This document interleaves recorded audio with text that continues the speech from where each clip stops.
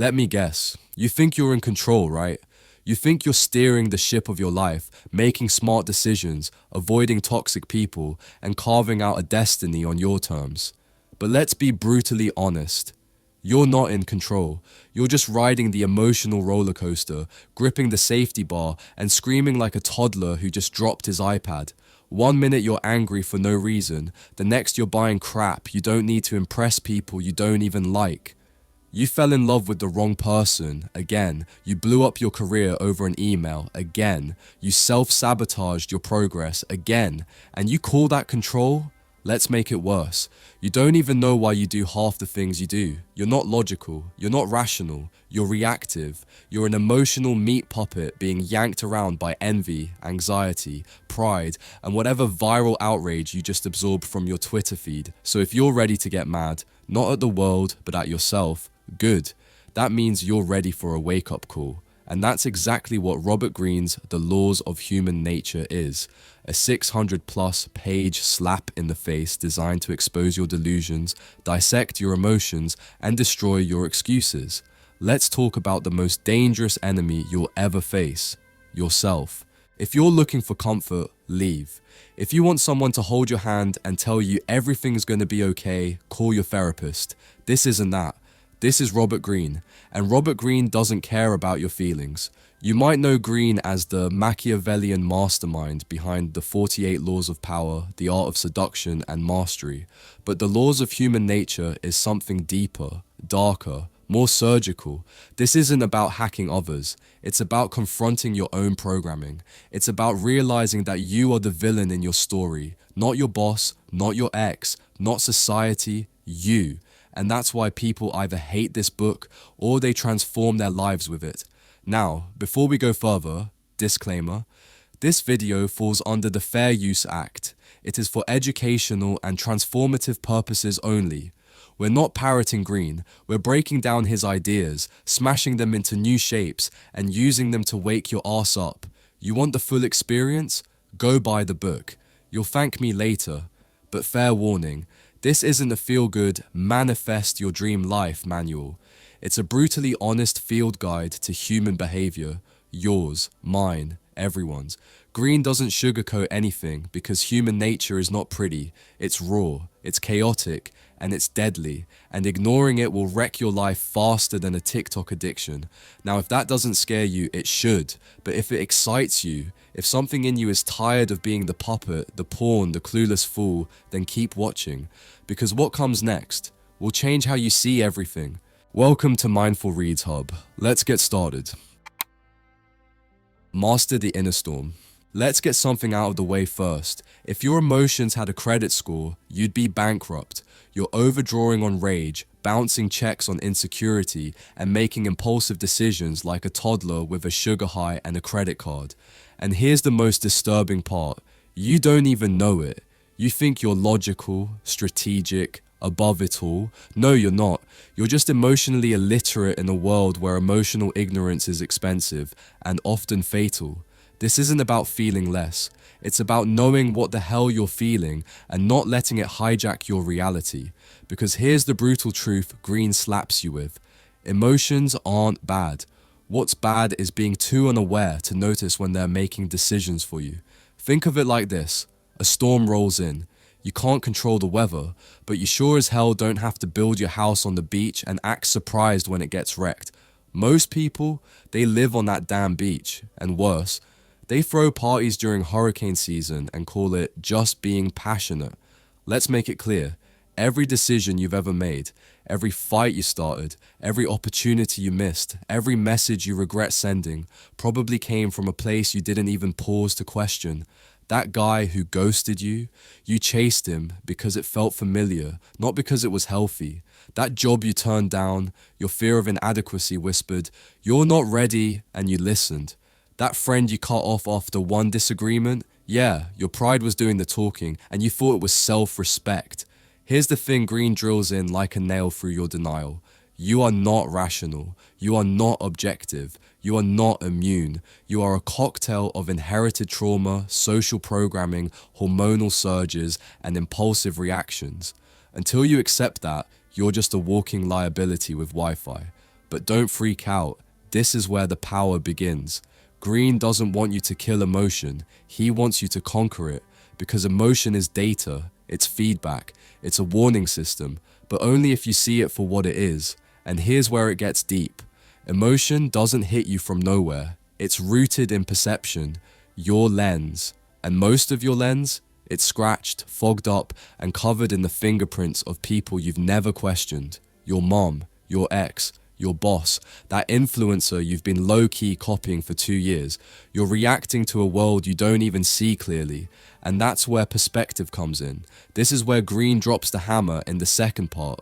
What you think you see is often the most dangerous illusion of all. You live in the moment. You react to the now. You treat a tweet like a declaration of war, a glance like betrayal, a delay like rejection. And every single time you do that, you're throwing yourself into a storm without even looking at the radar. He tells you to do something radical, pull back, widen your lens, zoom the hell out. Because when you're in the moment owns you. But when you rise above the moment, you own it. That guy that disrespected you, maybe he's insecure, maybe it wasn't personal. That rejection email, maybe it was politics, not your talent. That feeling of rage, maybe it's not about them, maybe it's you. Again, perspective is power, not just because it makes you wise, but because it makes you unshakable. Emotion is chaos, perspective is architecture. And Greene's message is simple. Stop building your identity on the ground floor of your feelings. Start living from the penthouse of your awareness. But how do you do that? By recognizing the triggers. Greene says most people are prisoners of childhood patterns. That kid who learned that being loud got attention. He grows up and still yells when he's ignored. That girl who got punished for speaking out, she turns into a woman who swallows truth just to survive. Until you realize where your emotional blueprints come from, you're not living. You're just repeating. So here's your wake-up call. Your boss isn't your parent. Your partner isn't your high school crush. Your failures aren't fate, they're just patterns you haven't broken yet. Greene throws real-world examples at you like grenades, Napoleon getting triggered and overreaching, Howard Hughes spiraling into paranoia. These weren't dumb men, they were emotionally hijacked, trapped in illusions they didn't know they were carrying. And that's what makes emotion so deadly. Not that it exists, but that it operates in stealth mode. Greene's not saying become a robot, he's saying become a general. Use emotion like a weapon, not a weakness. Learn when to let it fuel you and when to shut it the hell down. Because here's the truth. You don't rise by reacting. You rise by understanding your triggers, stepping outside of them, and rewriting the script. So stop blaming your childhood. Stop blaming your ex. Stop blaming the economy. It's not the storm that's destroying you. It's that you never built a roof. Key takeaway. You don't conquer the world by controlling other people. You conquer the world by mastering the inner hurricane, the reactions, triggers, illusions, and childhood programs that are driving 90% of your decisions without your permission. Until you understand your emotions, they own you. Until you rise above the moment owns you. But once you see the pattern, once you hold that mirror up and don't flinch, you become something rare, dangerous in your calm, unstoppable in your clarity, powerful in your perception. Favorite quote, to become rational is actually the greatest gift you can give yourself. From self-love to seeing others, you walk around like you're the main character. Newsflash, you're not. You're not even the supporting actor in most people's lives. You're an extra in the background of a scene they'll forget before the credits roll. And yet, you think everything is about you, how they looked at you, what they meant by that text, whether they respected you enough. Here's a hard truth no one wants to say out loud. Your obsession with yourself is why no one listens to you. It's why your influence is microscopic. It's why your relationships feel like you're constantly trying to sell something no one wants to buy. Because deep down, you're not engaging people. You're projecting onto them. You're talking to yourself, about yourself, through them. That's the core wound Robert Greene rips open. You live in a self-absorbed bubble, and you call it confidence. But it's not confidence. It's a defense mechanism built on fear and ego. Greene makes it painfully clear. Most people start life emotionally starving. Maybe they weren't loved enough. Maybe they were praised too much and turned into fragile praise junkies. Either way, the result is the same. A hunger for validation dressed up as self-esteem. And when your self-worth depends on other people seeing you a certain way, you don't influence, you manipulate, you don't connect, you perform, and people can smell it. They can smell the desperation underneath your advice, your charm, your good intentions, and they resist it every time. Here's the irony. You want to win people over, but the second they don't behave how you expected, you punish them with judgment, distance, or sarcasm. You think that's power? No, it's weakness in designer clothing. Greene's cure? Radical empathy, not that soft self-help nonsense where you hold space and cry in circles. Real empathy is strategy, it's intelligence. It's saying, if I want to move people, I need to understand what moves them. And it's not my opinion, it's not my needs, and it sure as hell isn't my trauma, it's them. To do that, Greene tells you to flip the mirror. Instead of staring into your own reflection 24/7, start becoming a student of their needs. What do they fear? What's their story? What's the compliment they've been waiting their entire life to hear? And here's the wild part. When you meet someone's unspoken need, you bypass every wall they've ever built, because people don't resist kindness. They resist feeling unseen. They resist feeling judged. They resist feeling like they're just another character in your emotional soap opera. Greene gives examples of master influencers throughout history who knew how to bend people not through dominance, but precision understanding. Franklin Roosevelt knew how to stroke egos like a violinist. Elizabeth I knew how to make men feel like they were in charge while secretly pulling the strings. Gandhi turned enemies into allies not by force, but by making their internal contradictions too loud to ignore. And you get ghosted because you couldn't stop bringing the conversation back to yourself. Let me say this in the simplest terms. Power isn't in what you say, it's in what they hear, and what they hear depends entirely on how safe, seen, and significant they feel in your presence. Most people never change their mind because they feel attacked. You want to influence? Make them feel admired, make them feel respected, confirm their self-opinion, not to flatter, but to unlock. It's not about kissing ass, it's about bypassing resistance. Greene even outlines tactics. Use their language, not yours. Frame your suggestions in ways that align with their identity. Don't just dump logic, anchor it to an emotional narrative they already believe. Because when people feel good around you, they open. And when they open, you can guide. But if they feel judged, dismissed, outshined, they'll shut the door so fast your ego won't know what hit it. So here's the final wake-up call. Your ability to influence others is capped by your obsession with yourself. Drop the ego. Stop treating people like obstacles to your goals. See them. Get inside their world. Adapt to their emotional climate, not the one in your head. You want respect? Give understanding. You want loyalty? Give validation. You want power? Start by shutting up and listening. Because real power, it sounds like them talking and you actually hearing them for once. Key takeaway. You don't get people to move by pushing them. You get them to move by making them feel understood, safe, and admired. Empathy isn't weakness, it's leverage. The most powerful people in the room aren't the loudest. They're the ones who know exactly what you need to hear, and say it. Favorite quote, people are narcissists. They are interested in themselves continually. And if you do not pay attention to this fact, you are doomed to offend them. The masks they wear, the patterns they can't hide.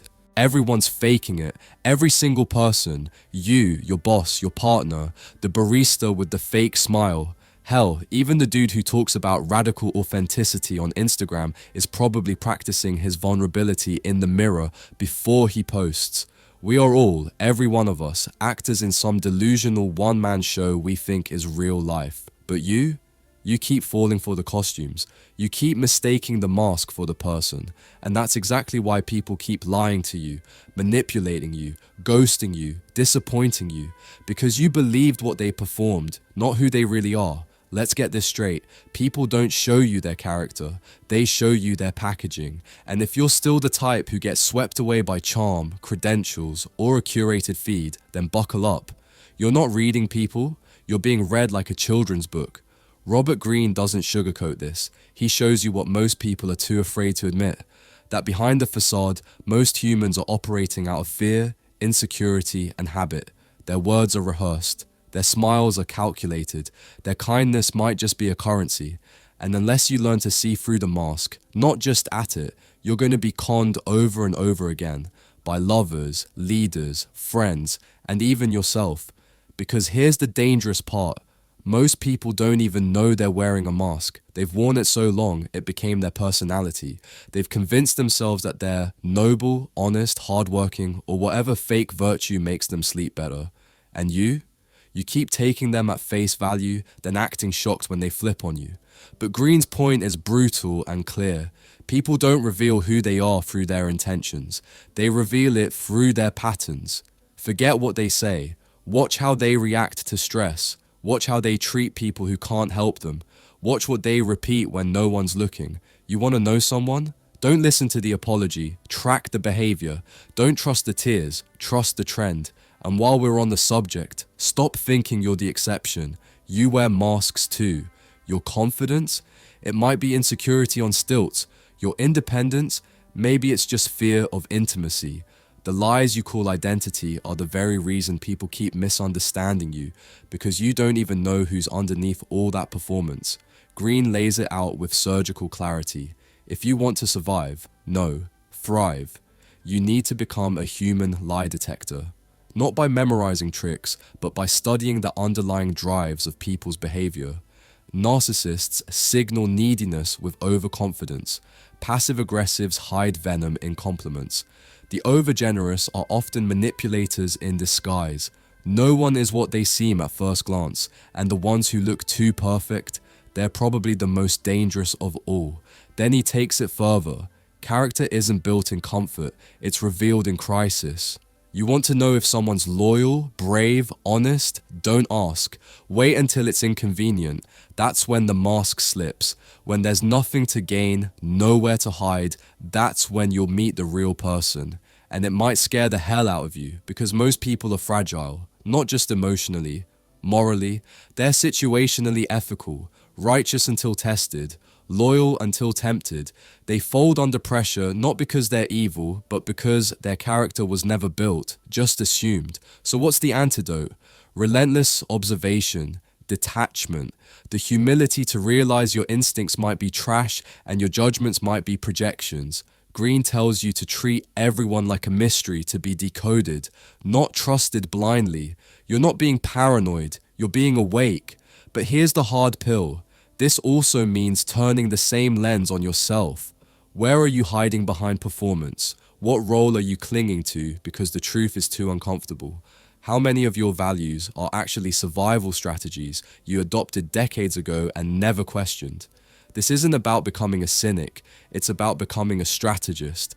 Because when you learn to see the patterns, not just the performance, you stop reacting to people and you start predicting them. You become the one who sees the truth when everyone else is being seduced by the show.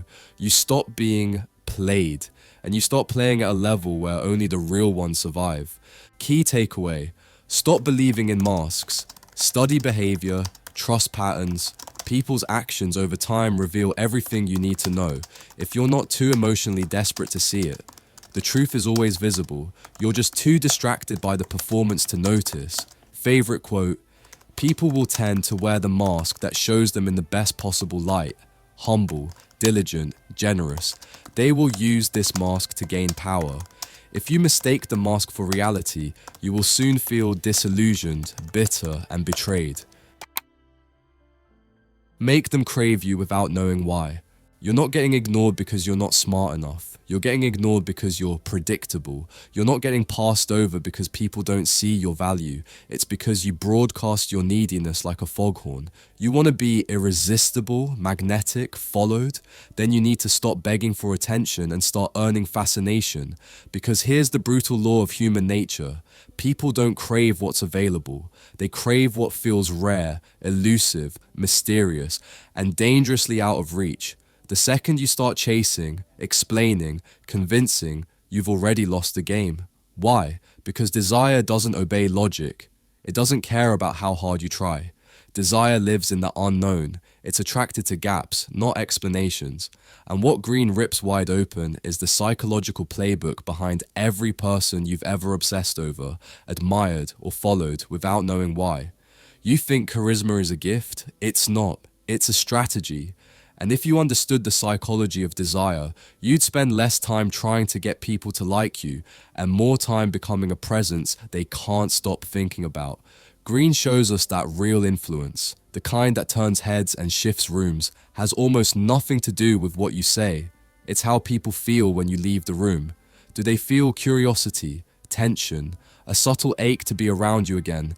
Most of you are out here revealing every part of yourself like a bargain bin clearance sale and wondering why no one's buying. Here's the truth. Attention is like oxygen. People suffocate when they feel smothered, but when you create just enough space, when you give a glimpse and then disappear, you trigger an emotional itch the brain needs to scratch. This is how desire is built, not with answers, but with ambiguity. Greene outlines it with painful clarity. Throughout history, the most desired individuals understood one core law: make people come to you. From Cleopatra to Andy Warhol, from JFK to David Bowie, what made them magnetic was the air of, what am I missing? They didn't fill the silence, they let it echo. They didn't explain their every move, they left room for interpretation. That space, that mystery, that's where obsession grows. And if you're still trying to prove your worth, you're already screaming that you're not valuable enough to just be seen. Real attraction, whether in romance, leadership, or influence, comes when you stop trying to be liked and start becoming interesting, which, by the way, isn't the same as being loud. Interesting people are contradictions. They're elegant but dangerous, confident but unpredictable, warm but untouchable. You want to know them because they make you feel things you can't explain. Greene teaches you to weaponize this through strategic absence. Pull away before they expect it. Leave messages unanswered. Let your reputation speak louder than your presence. Not because you're playing games, but because the absence creates space for the mind to work its dark magic. Projection, fantasy, obsession. The second they start filling in the blanks, you've already won. And this doesn't stop at personal attraction. It's leadership 101. You don't become a person people want to follow by barking orders or making bold speeches. You do it by embodying something they don't yet understand but want to. You radiate purpose, vision, a stillness that says, I know something you don't. You inspire movement because you move less. You say more by speaking less. You don't chase approval, you become the standard. People follow what they can't quite define. What makes them feel something deeper than just agreement? This is why some leaders spark movements while others can't even get a text back. It's not intelligence, it's presence. And presence, Greene shows us, is something you build, not something you're born with. It's in your posture, your stillness, your timing, your ability to make silence feel intentional, not awkward. It's in your ability to hold tension, not fill it. Here's the part most people miss. If you want others to crave your presence, you have to crave your own solitude first. If you're uncomfortable being alone, you'll always come off as clingy, desperate, or too available, and people sense that instantly. The minute you need something from them, validation, attention, reassurance, you become boring. Why? Because you just made it about you. And nothing kills desire faster than self-centeredness disguised as connection. So stop obsessing over how to be more liked. Start mastering how to be less understood but more felt. Stop explaining yourself to people who don't get it. Start becoming someone who doesn't need to be explained. Desire is not a performance. It's an aura, and the fewer people you try to impress, the more people you start to influence. Key takeaway: people don't follow the loudest voice or the most available presence. They follow what sparks obsession, what remains just out of reach. Real magnetism is built in your ability to be seen, felt, and missed. If you want to be craved, become the question, not the answer. Favorite quote: "It is always best to make others pursue you, forcing them to open their doors. When you make others come to you, you suddenly become the prize they are after." Break the loops that break you. You keep talking about changing your life, but you won't even change your attitude. You keep obsessing over new goals, new jobs, new relationships, new cities. And yet, the one thing you drag into every situation like a spoiled, noisy suitcase is your mindset. You act like your external world is the villain, but spoiler alert, it's not. The villain is you, and the weapon you use against yourself is the way you think. You think your bad luck is cosmic. It's not, it's causal. Your inner monologue is a broken loop of blame, fear, pride, and excuses. That's what Robert Greene detonates here. The prison isn't outside you. The bars are built from your attitude. The locks, that's your ego. And the key? It's called responsibility. But let's be honest, you'd rather decorate the cell than pick up the damn key. Here's the wake-up call. If you don't master your mindset will master you. Greene breaks it down in ruthless fashion. People spend their lives reacting, letting emotions dictate actions, letting narratives control perception, letting the past forecast the future. And what do they call this chaos? Authenticity. But guess what? Not every feeling deserves to be listened to. Some feelings are just old software glitches you haven't updated since childhood. Most of the loops that keep you stuck are invisible to you. You don't notice how you sabotage opportunities with that little voice that whispers, "Don't try too hard, or you'll fail and look stupid." You don't notice how you push people away before they reject you first. You don't notice how your attitude toward adversity isn't noble, it's fragile. And when life slaps you across the face, you scream, "Why me?" instead of, "What now?" Let's make this painfully clear. You don't get to rewrite your life by staying the same person who created your mess. Change requires discomfort. It requires confronting the parts of yourself you've been romanticizing. It requires admitting that your hustle might be masking your fear, your ambition might be a cover for insecurity, and your relentless positivity might actually be denial in disguise. And then there's the limit delusion. You think your limits are noble. They're not. Most of your limits aren't moral. They're mental. Greene's genius isn't in saying know your limits like a motivational bumper sticker. He means know your real limits. So you stop wasting time chasing dreams that are based on fantasy, not capacity. Not everyone is built to be a billionaire, a global icon, or the next Musk. And that's not failure, that's clarity. Because when you stop pretending you can do everything, you finally discover what you're actually built to dominate. But most of you would rather stay in the fantasy, because confronting your actual skills, flaws, and capacities, that requires brutal honesty, and you've spent your life avoiding it. Greene dives into this with surgical focus. He shows how overreaching is just another ego trap. You aim beyond your skill level, not out of courage, but out of pride. You want to be seen doing great things, but don't want to master the boring fundamentals. You want applause without process. And then, when it falls apart, you say, "It wasn't meant to be," instead of admitting, "I didn't prepare for that level." Real mastery starts where fantasy ends. It starts when you trade wishful thinking for discipline, ego for humility, and emotion for execution. Greene isn't telling you to lower your standards. He's telling you to sharpen them, to align your ambition with reality, not delusion. That means building systems that work, adjusting your approach, reworking your mindset, and most importantly, doing the internal work you've been avoiding while hiding behind performance and effort porn. You want freedom? Fix your filters, the ones you see the world through. You want power? Reframe the story, not with fake affirmations, but with cold, brutal, surgical truth, the kind that makes you nauseous before it makes you free. Because here's the paradox you've been ignoring. The loop that breaks you is the exact loop that feels familiar. That's why you keep choosing it. The pain is predictable, the struggle is known, the sabotage feels safe. And your mind, it loves safety. Even if it kills your potential, break the loop, not by running harder, but by thinking clearer. Key takeaway: your circumstances aren't your problem, your unexamined mindset is. Attitude isn't decoration, it's navigation. You're not a victim of your life, you're a co-author of your own sabotage. The moment you stop worshipping your emotions and start questioning them, you unlock the door that's been open the whole time. Favorite quote: "You are not a pawn in a game controlled by others. You are an active player who can move forward with boldness and a sense of purpose." Embrace the shadow you're afraid to see. You've been taught your whole life to be good, to be kind, to be acceptable. But here's the dirty secret no one wants to say out loud. That well-behaved, nice person mask you wear, it's suffocating you. You're not hiding your darkness, you're feeding it.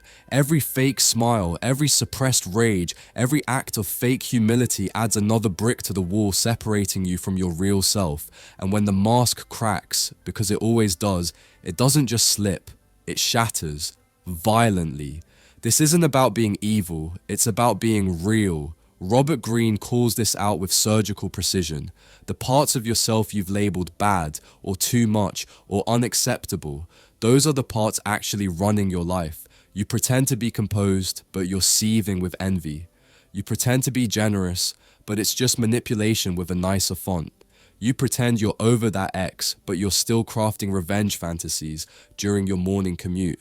Congratulations, you've buried your dark side, and it's running the show from underground. And the worst part, you think repressing that part of you is noble. Newsflash, it's cowardly, because repression doesn't heal, it festers, and then it leaks out at the worst possible moment. You snap at your partner, you sabotage your career, you rage quit friendships, all because you refuse to admit you're not as good as you think you are. Greene isn't giving you permission to act on your darkness. He's demanding that you integrate it. Why? Because your power is hiding there. Anger, envy, aggression, lust, ambition, these are not sins, they're raw energy. The problem isn't the shadow. The problem is your ignorance of it. You want to be whole? Then stop amputating your personality. Own your flaws. Sit with your jealousy. Look your selfishness in the eye. Because once you do, you gain leverage, not just over others, but over yourself. That's where real control starts. Not in denial, but in understanding. And while you're at it, let's talk about your ego. That fragile, glass-blown identity you defend like it's your grandma's legacy quilt. You can't take criticism, you crave validation, you confuse confidence with entitlement, and you crumble the moment your worldview gets challenged. Why? Because your sense of self isn't rooted in truth. It's rooted in performance. Greene dismantles this myth with clinical force. A weak ego doesn't scream, "I'm trash." A weak ego screams, "How dare you question me?"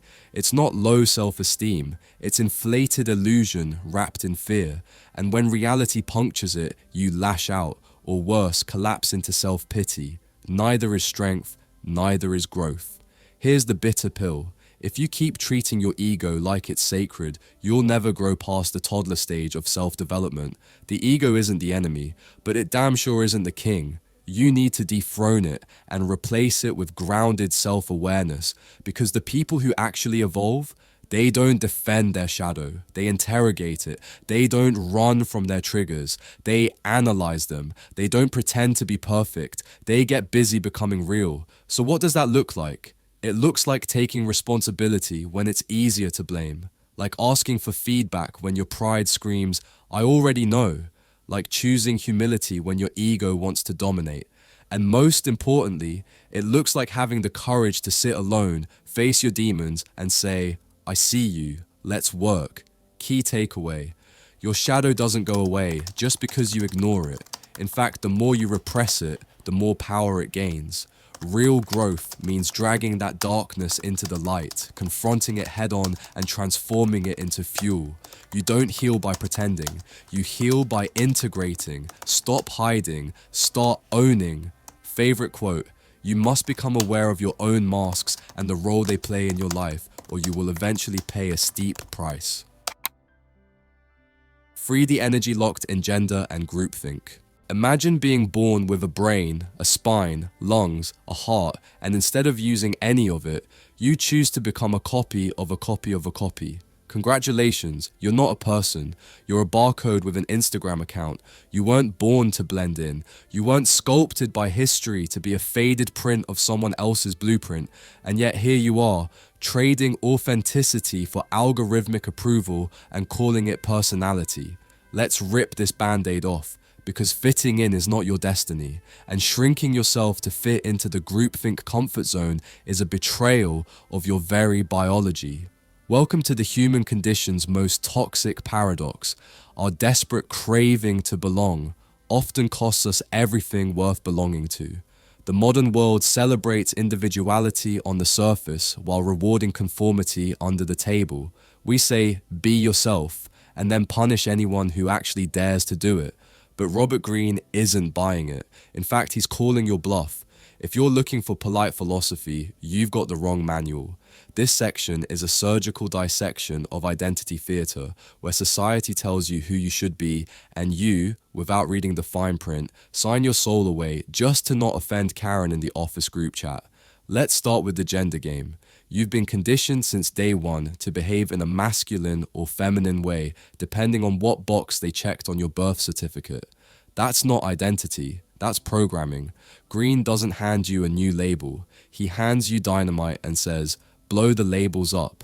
Masculinity and femininity are not static traits locked in a 1950s sitcom. They're energies, forces, embedded in all of us. Deny one, and you cripple your full range of power. Real masculinity isn't aggression, it's calm assertion. Real femininity isn't submission, it's intuitive flow. The truly powerful people, they use both. They switch gears like a Formula One driver and don't need society's permission to shift lanes. But most of you are too terrified to explore the full spectrum of your power because the group might not get you. Here's the brutal truth. Most groups are too busy eating their own mediocrity to digest your originality. Greene breaks down how the gravitational pull of the group isn't some conscious, sinister plan. It's just fear, echoing fear, until nobody remembers what courage sounds like. The group will always try to pull you down, not because you're wrong, but because your freedom makes them uncomfortable. You're the mirror they don't want to look into. And don't act like you haven't participated in the charade. How many times have you muted your real opinion in a meeting because now's not the time? How often do you nod in agreement while internally screaming, what is this nonsense? That's not maturity, that's self-abandonment dressed up in a power suit. Greene shows that the only way to truly belong to something bigger than yourself is to first belong completely to yourself. Otherwise, you're just a ghost with a job title. And for those of you who still think going with the flow is harmless, congrats. You've just outsourced your identity to the crowd. You're not living, you're being lived. Greene illustrates how group dynamics naturally suppress critical thought, creativity, and leadership. The moment you start asking real questions, why are we doing it this way? Who decided this was normal? You get labeled difficult. Good. Be difficult. Difficult is just what insecure systems call people who think. The most magnetic individuals you've ever met, the ones who shift energy when they walk into a room, aren't loud. They're grounded. They've reclaimed their masculine and feminine energies. They've escaped the social gravity well. And here's the kicker. They don't need followers, but people follow them anyway. This chapter isn't about rebellion for rebellion's sake. It's about surgical detachment from borrowed identity. It's not anti-group, it's anti-hive mind. Your role is not to destroy community, it's to raise the vibration of it by refusing to be a copy of everyone inside it. And no, you don't need to announce your awakening on social media. That's performative. Just live it, quietly, powerfully, relentlessly. Key idea. You were not designed to be a clone. Identity is something you forge, not something you inherit. When you reclaim both your masculine and feminine energy and refuse the group's gravitational pull, you become magnetic. Not by force, but by essence. Key takeaway. Stop betraying yourself for the sake of acceptance. Master your internal polarity. Reject the safety of sameness. Reclaim your sovereignty and watch how the world finally starts to respect you. Favorite quote, you are not a pawn in someone else's game. You are the board, the pieces, and the rules, if you dare to be. Read the room, lead the room. They smile at you, shake your hand, offer the most polished of courses and absolutely's. But behind that social finesse is calculation. No, not the let's collaborate kind, more like how much can I get away with while looking innocent kind. And if you don't learn to see behind the mask, you're going to get played again and again and again. Now, some people walk into a room like puppies, wagging tails, big eyes, assuming everyone's got good intentions. It's cute until someone pulls the rug and your trust becomes a liability, not a virtue. This is where presence without awareness becomes weakness. You think you're leading, you're actually just leaking power, dripping it out in every false smile you believe, every fake apology you accept, every bad deal you rationalize. If you don't read the room, you can't lead the room. Period. Robert Greene pulls no punches here. What he's teaching isn't some philosophical fluff. It's survival psychology with a coat of tailored charm. Advance with a sense of purpose and see the hostility behind the friendly facade aren't separate ideas. They're part of the same damn playbook. Because if you walk into life without a strategy, you're not just lost, you're a target. Purpose isn't about manifesting vibes or slapping inspirational quotes on your wall. It's about moving like your presence has consequences. Most people are so desperate to be liked that they shrink themselves, soften their edges, and play nice. But nice doesn't rule kingdoms. Nice doesn't survive betrayal. And nice never ever leads. Purpose isn't just power, it's defense. When Greene talks about advancing with purpose, he doesn't mean sprinting towards some fantasy future while ignoring the traps in your path. He means conscious movement, strategic movement. Understand the terrain, then strike. You don't get bonus points for effort. This world rewards results, precision, and psychological leverage, and to get those, you have to read the signals others don't see. You need to become a master of subtext, of body language, of energy. If someone's tone doesn't match their words, listen to the tone. If their compliments feel too convenient, ask what they want. Politeness is often a velvet glove hiding a very real punch. This isn't paranoia, it's pattern recognition. We all play games. The problem is most people don't know which one they're in. Greene urges you to become a player in the truest sense. Someone who sees the entire board, not just their next move. Strategy isn't cruelty, it's clarity. If someone's lying to your face and you pretend not to notice because it's awkward to call them out, congratulations, you just gave them a green light to do it again and again. You didn't take the high road, you took the bait, and it gets worse. People who aren't anchored in purpose are the easiest to manipulate, because if you don't know what you're fighting for, you'll be drafted into someone else's war. If your energy is unfocused, someone will focus it for you, and it won't be in your favor. Power hates a vacuum. Someone always fills the gap. So if you're not actively choosing your direction, your environment will choose it for you and often drag you where it wants you to go, not where you were meant to. Greene brings receipts. From Queen Elizabeth to Caesar, from Roosevelt to Freud. He doesn't just theorize, he shows you how purpose creates presence, and presence creates power. And behind every revolution, every quiet overthrow, every palace coup, there was someone who smiled while hiding a dagger, and someone else who never saw it coming. Now let's talk about energy. Greene hints at something most people never articulate. Your energy is read before your words. You can walk into a meeting with a 5-star pitch and still get dismissed because your presence says, I don't really believe in myself. Or you can say almost nothing and command a room because your eyes say, I know what I want and I'm not asking for permission. Awareness is the true language of power. It's the reason some people walk into chaos and create order, while others walk into order and become chaos. Don't just speak louder, listen better. Read the mood before you speak. Recognize when silence is a trap and when it's leverage. Greene wants you to see the battlefield in the ballroom, the war in the workplace, the subversion behind the smile. And once you see it, you can't unsee it. You'll notice how some people weaponize friendliness.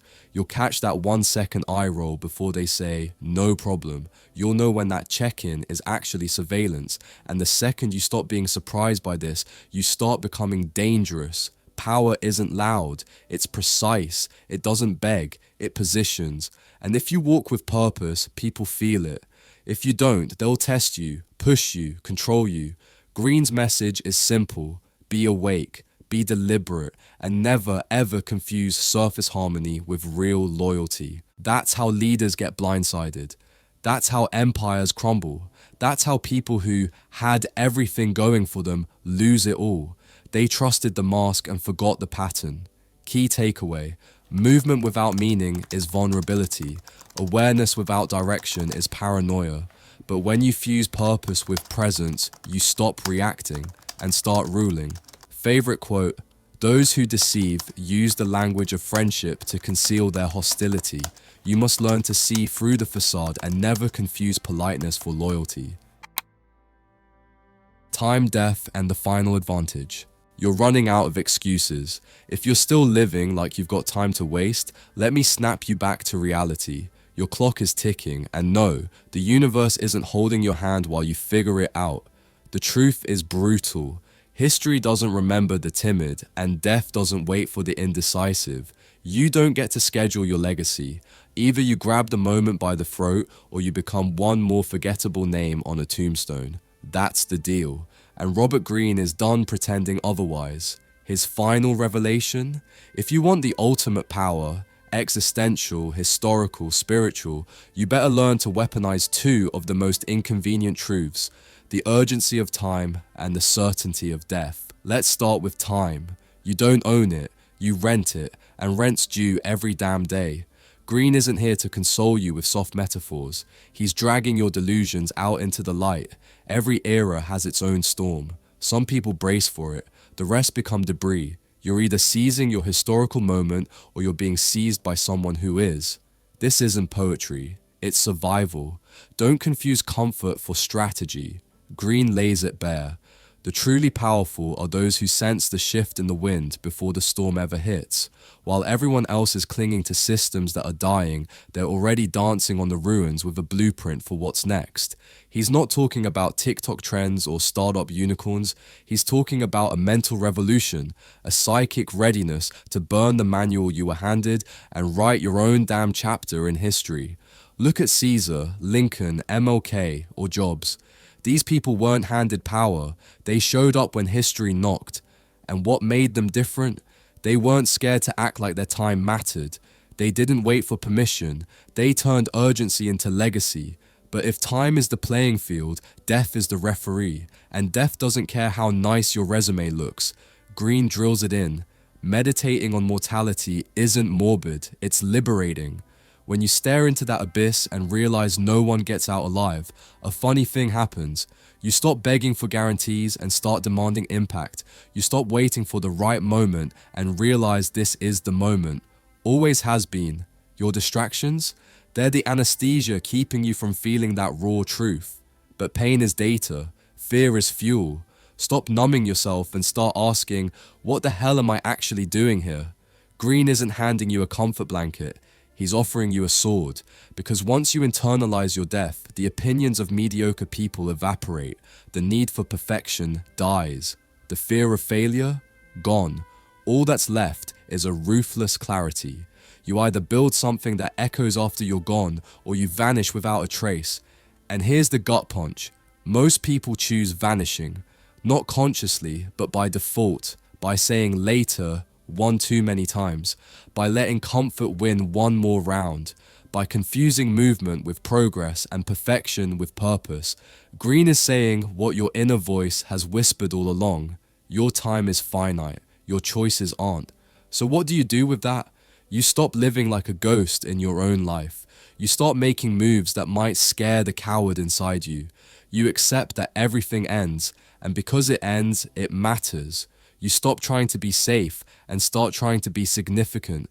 You want immortality? It's not a fantasy. It's a discipline. It's how you live now, in full, raw, awakened defiance of everything that says, just go with the flow. Because the flow is a damn whirlpool dragging the passive into irrelevance. The awakened don't flow, they carve. Key takeaway: stop negotiating with time. Stop bargaining with death.